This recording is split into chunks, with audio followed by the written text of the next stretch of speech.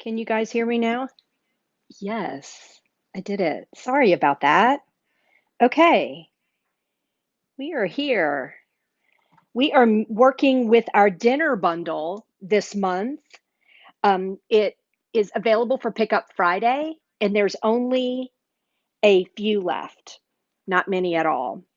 And I'm going to cook the meal bundle for you guys. So I'm going to make osso bucco. So we'll be here about 4 hours. Not really.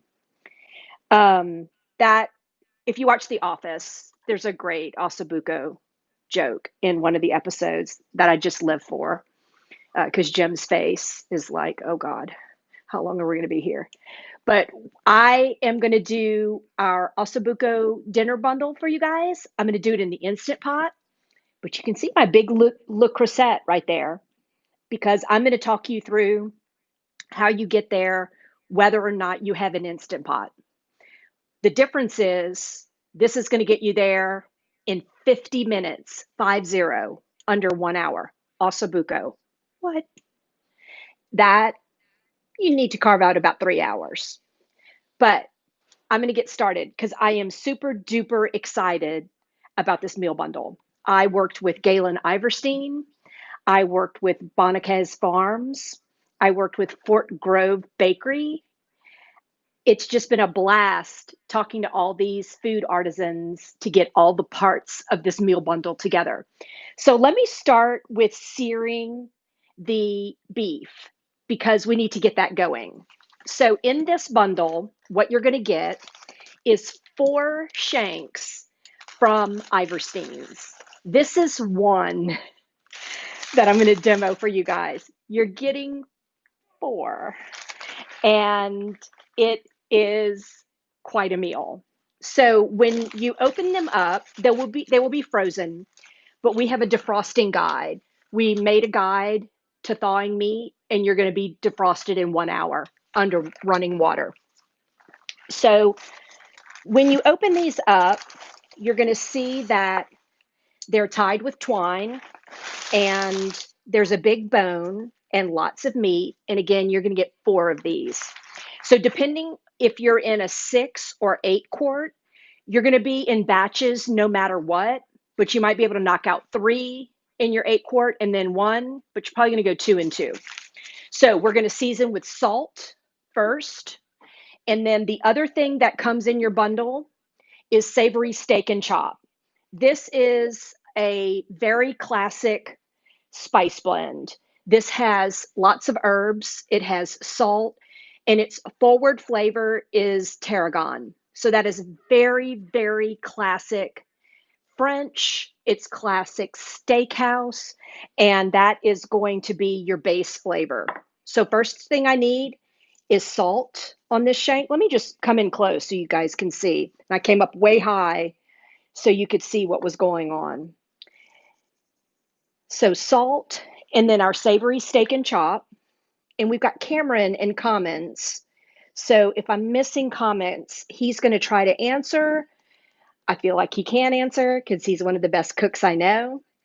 And or he's going to get me the information later and we're going to get your questions answered. Okay, savory steak and chop all over there.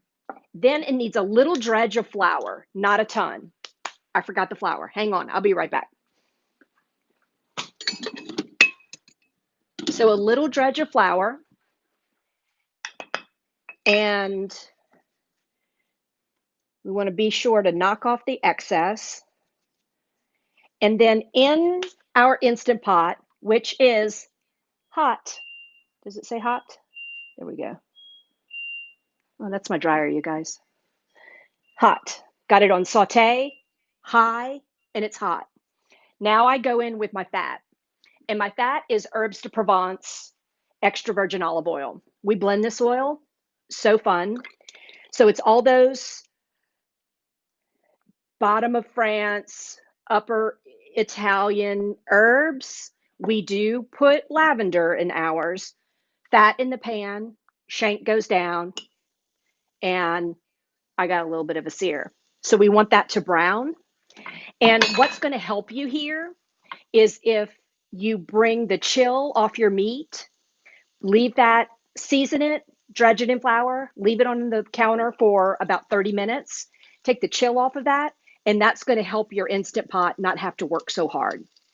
Now, while that's doing its thing, sounds and smells amazing.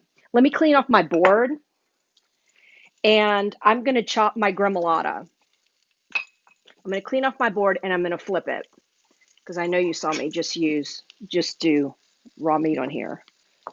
I'll get emails about that. Okay, let's get this off of here. You would have used all this flour for your 4 shanks. And I'm going to flip this board, and I'm going to make Gremolata while I'm waiting for this to happen. So Gremolata is a topping, an herby topping with garlic, parsley, and lemon. And it is traditionally eaten with osso bucco and other things that have a really high fat content, because it's that herby, citrusy note that's going to help cut through that fat.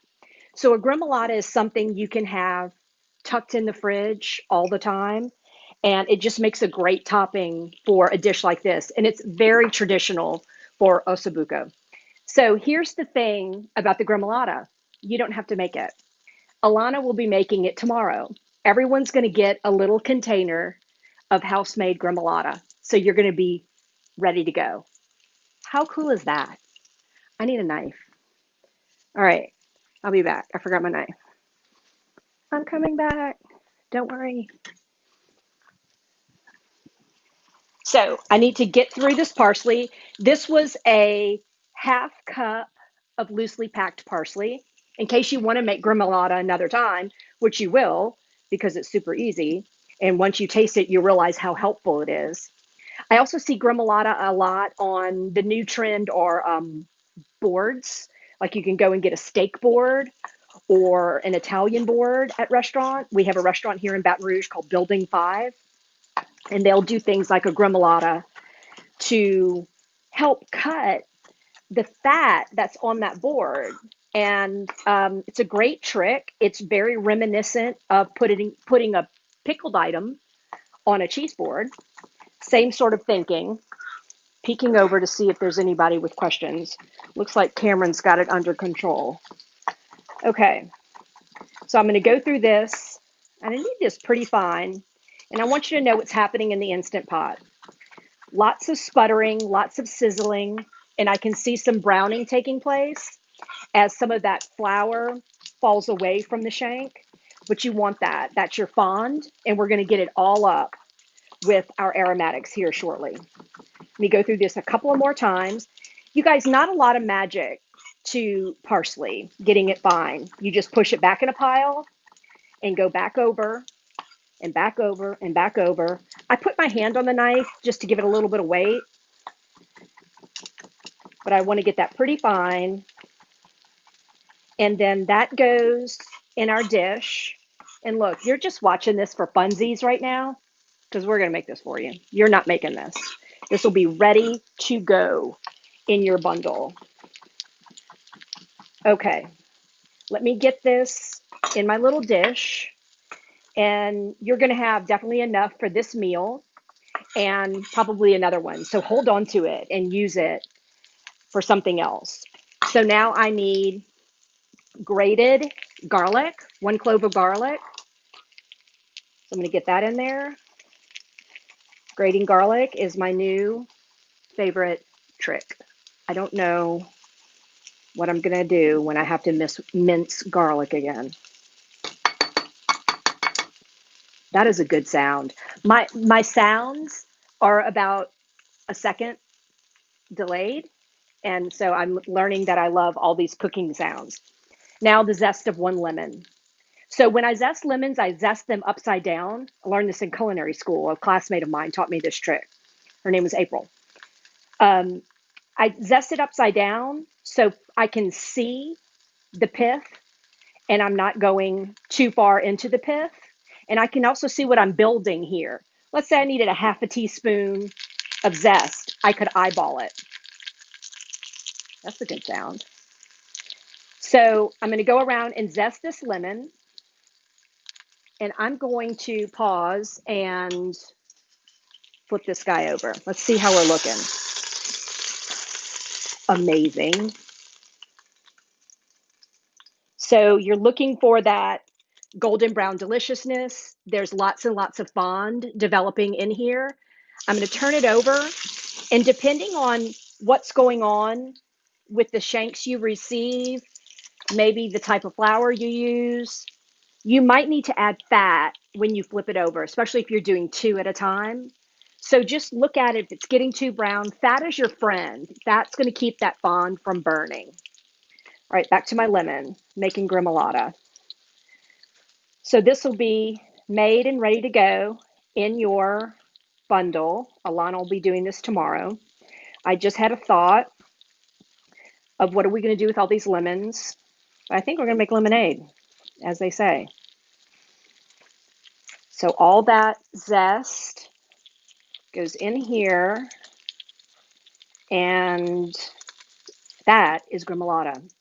So what happens as it sits, and the reason why we're making it tomorrow for pickup on Friday, is this garlic and lemon are going to mellow. That lemon's actually going to go after that garlic and kind of break it down and mellow it. And then both of those things are going to get in that parsley, and it's going to make this lovely little topping that's just fantastic on osso bucco. Let me give that a stir.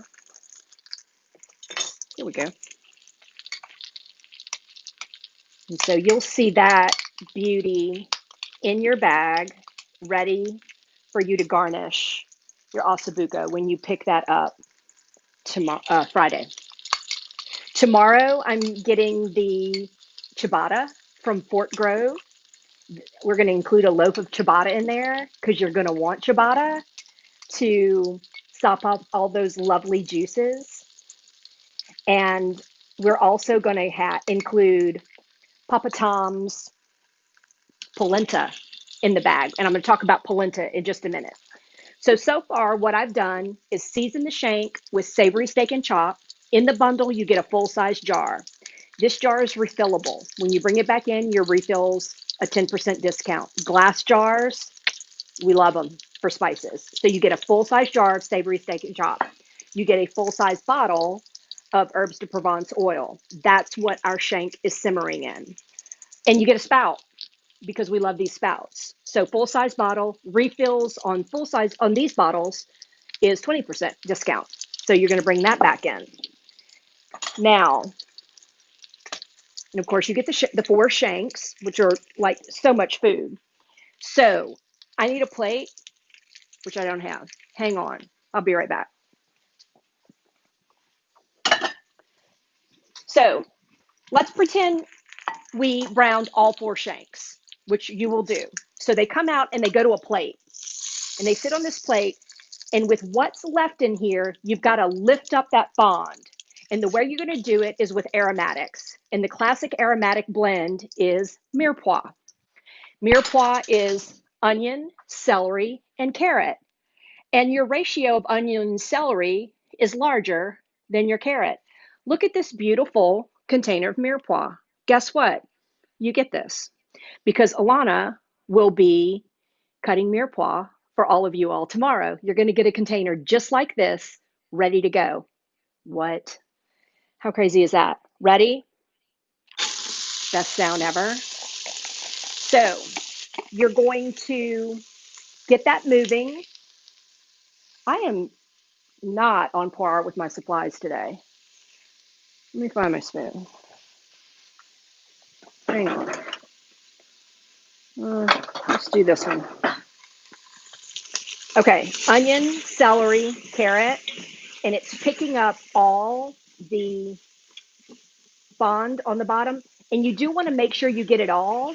I'm actually going to help it along with some fat because Iverstein's, these shanks aren't as fatty as many that you might get. So it's not going to be a situation where you have to skim fat and that sort of thing. So you want to get all the fond off your bottom of your Instant Pot because if you don't, When you go to set your Instant Pot to pressure cook, the Instant Pot doesn't know what fond is and it thinks it's burning. And the readout's going to say burn. And if you've ever come to some of my demos, I've told the story of the barley incident. My employees don't want to talk about it anymore. And it was room full of people, and my thing said, big Instant Pot class, let me teach you how to use an Instant Pot. Instant Pot, burn for an hour.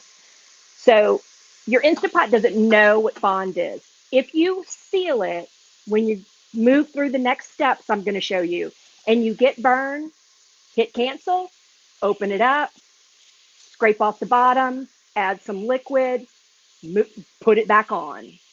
So nothing huge to be concerned with, but you need to be sure you catch it and fix it. Okay, I've got all of this fond up. So shanks get browned, they come out. Mirepoix goes in. Now we're ready to cook this guy and pressure cook it. So the other thing you're going to get in your bundle this week is 2 homegrown tomatoes. And let me make it saute again. Okay, my 30 minutes was up. So you're going to get 2 homegrown tomatoes because this is a tomato-rich gravy, essentially.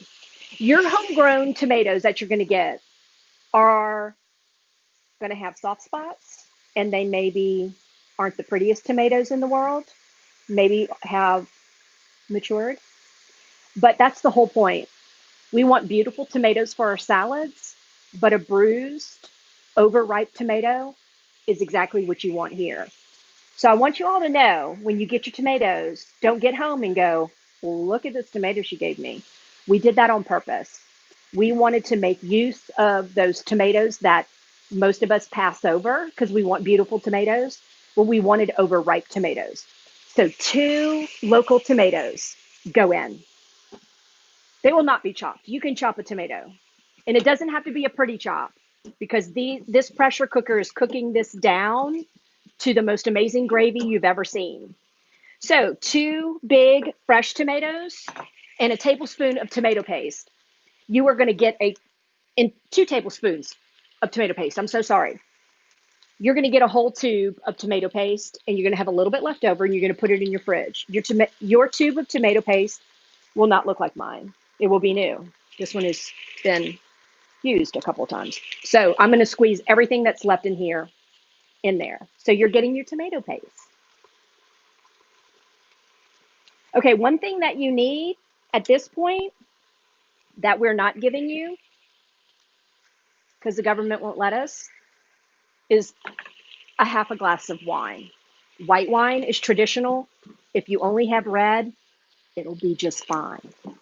So I've got my tomatoes, my tomato paste. I'm going to go in with wine, which is in my fridge because I didn't pull it out. I'll be right back.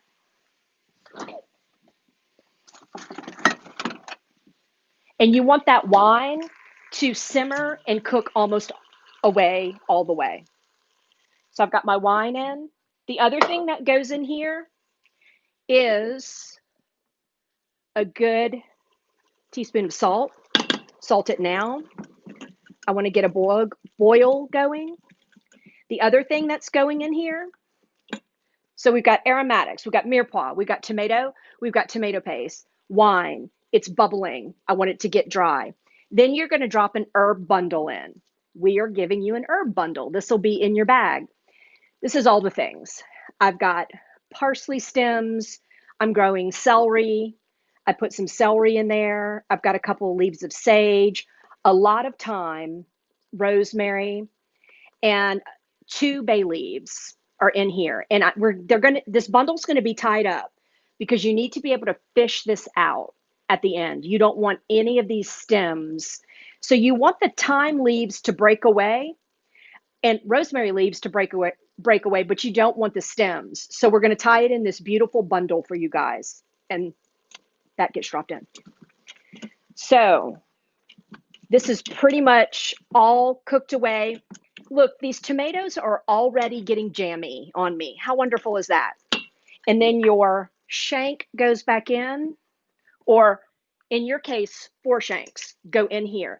And they're not going to fit in a layer. You're going to like shingle them, get them in there and shingle them in there.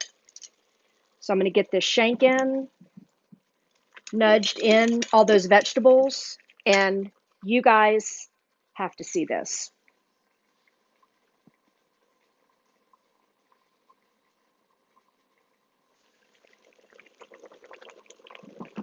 Do this without burning myself. So, can you see that? There we go. All those vegetables, that shank is in there. Smells like tomato goodness, and it's bubbling away. We've got that herb bundle in there. Y'all, come on. So now we need stock. Galen makes beef stock on the regular. So you're going to get a quart. This is a quart. It's just in 2 containers. But you're going to get a quart. And I made this before you guys got here earlier today. And I used 1.5 of these. No harm if you use all the stock. You just need it to come up almost all the way above the shanks. And I just didn't need it all. So we're going to get this stock in there. Beautiful beef stock from Iverstein's. Oops, you won't do that. You'll do better. And I just have 1 shank in here, so I may not use much of any of this. Yeah, so I'm just going to stop there. So your stock will be in your bag. Your stock will be frozen, and it will defrost quickly. Again, your thawing guide is going to explain how you most quickly get to the end result you want, which is thawed meat or a thawed item. So all of that's going to be in your bag. What have I missed? So we've talked about the Gremolata. We're going to talk about polenta in just a second, because this was a learning experience for me. So we're going to get the lid on. What you'll do is get your lid on, press cancel, and then we're going to go to pressure cook, 40 minutes, high, and say start. After your 40-minute pressure cook, come back to me. After your 40-minute pressure cook, you're going to fully naturally release. My natural release took 25 minutes. So you just want it to that point where that pin drops, and when you press it, none of that happens. Just completely naturally release. Chill out, have a glass of wine. You could make your no, you're not making Gremolata because we're making it. Get your polenta going. So that is the complete cook time. 40 minutes pressure, natural release. Okay. Let's move this back. Let's talk about polenta, and then I'm going to take a bite. So again, oil, blend, full size. You can refill it. Plus, you're going to go on my website. You're going to plug the names of these products in, and it's going to give you all sorts of ideas on how to use them going forward. Because as you can see, we didn't use the whole product. You've got polenta, plenty of polenta for other meals. You're going to be making lots of polenta. Yummy. Okay, let's get all of this out of the way, and let's talk about polenta. So polenta is made from yellow corn, whereas grits is made from white corn or hominy. Polenta is also a more textural product than the grits we're accustomed to here in the South. You know, I want grits that are absolutely smooth and creamy, and polenta has some texture to it, some chew to it, but really, really, really enjoyable. So this is Papa Tom's polenta, and I cooked it for probably 30 minutes. And I did hit it with a little bit of butter and a little bit of cream, completely optional. But They cooked up in about 30 minutes and I tasted them and they're delicious. And of course, some salt. And they have a lovely, fresh corn flavor, really, really nice. And um, that really nice texture to them. So you'll get a full size bag of Bonacaz Farms polenta. They are lovely folks. They are at the farmers market here in Baton Rouge on Saturday, and they have a website. So you're going to get a full bag of that. Okay, let's plate this. I want to show you what happened as I cooked the osso bucco. First of all, my plan was that I was going to pull these shanks out and they were going to still be tied up, and I was going to be able to untie them in a very Giada de Laurentiis moment, and that did not happen. So the Instant Pot did its job. They are really tender and well cooked. So here are your bones. You can easily, here's my bundle, pull that out. Bones can easily be set aside. All that marrow is gone in here. I can grab the strings. I can remove the fat. Really easy work that the Instant Pot does for a piece of protein that's traditionally really tough. So if you're going to cook this conventionally, you would do everything I just did, except when I put the Instant Pot lid on, you put the lid on your pot on your stove. Instant Pot folks are 40 minutes with a 20-minute release. Stove folks are about 3 hours. Still totally worth it. Okay, so this beautiful meat, I can easily get around the fat and get some beautiful pieces. Okay, I've got bones right here. So I need another weapon. Let me do this with a little knife. Okay. So easily get these bones off to the side and get me some really lovely pieces of meat. So you don't want to do a lot of handling of it because you don't want it to shred. You still want like big pieces. Okay. So now I want to show you what happened in my Instant Pot. So I pulled out those shanks. You can see they fell right apart and they're beautiful. And then after pulling out the shanks, turn your Instant Pot on saute and you're going to reduce this down. And what we ended up with is this gorgeous tomatoey gravy, essentially. Just absolutely beautiful with all that, those tomatoes. I see big chunks of carrot. Those herbs are all in there with none of those pesky stems because of our bundle. Absolutely gorgeous. So let me plate this.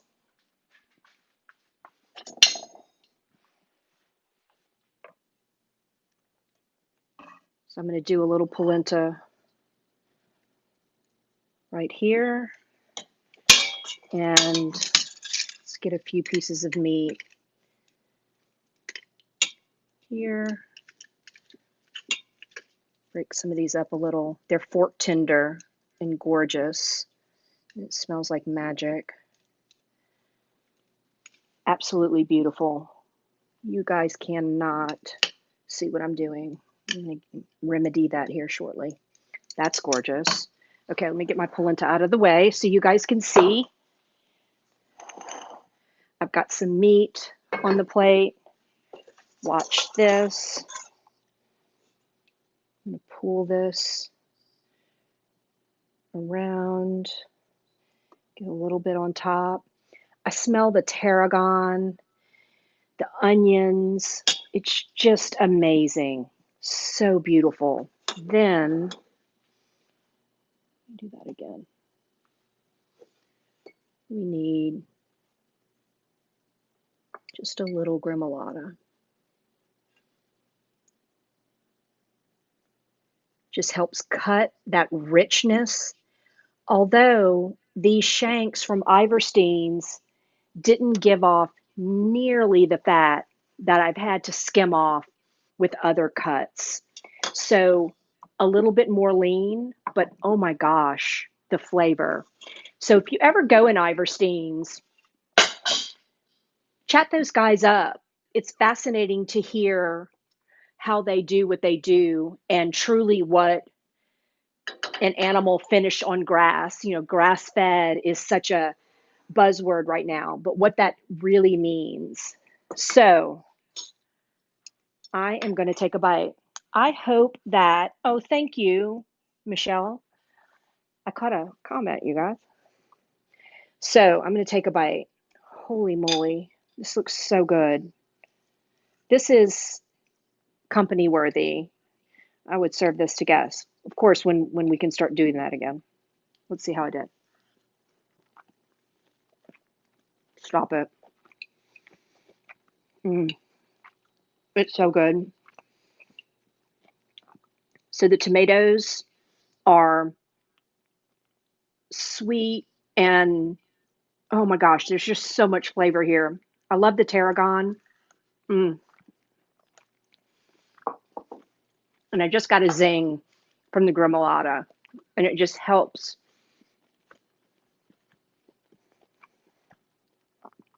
elevate this. What happens with a dish like this is you've got a creamy polenta that we added some fat to. We've got a rich cut of meat that has fat in it. You've made this long cooking or pressure cooked gravy with all this richness in it.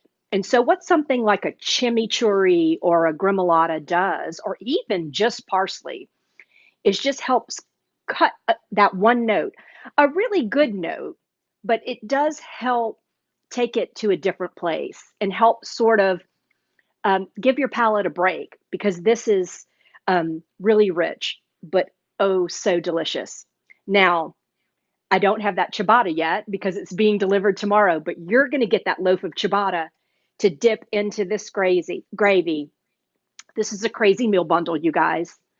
I hope that you snagged one. I hope that you send us pictures of what you made.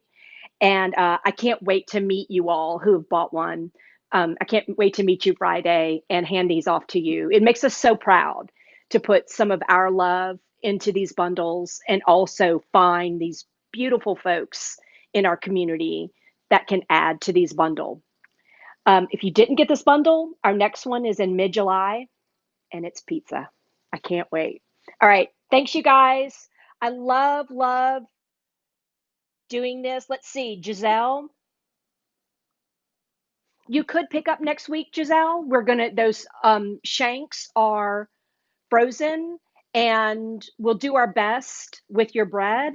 We may be able to figure something out there, but yes, you could purchase and pick up next week. Not a problem. All right. I love you guys. I love doing this. I'll be back next Wednesday. I'm going to sign off because I'm going to eat this and might not have great manners. So I love doing this. I'll see you guys next week. Thanks for coming into my home each week. I hope everyone's doing well, and I'd love for you to grab a bundle from us. Thanks, guys. Bye.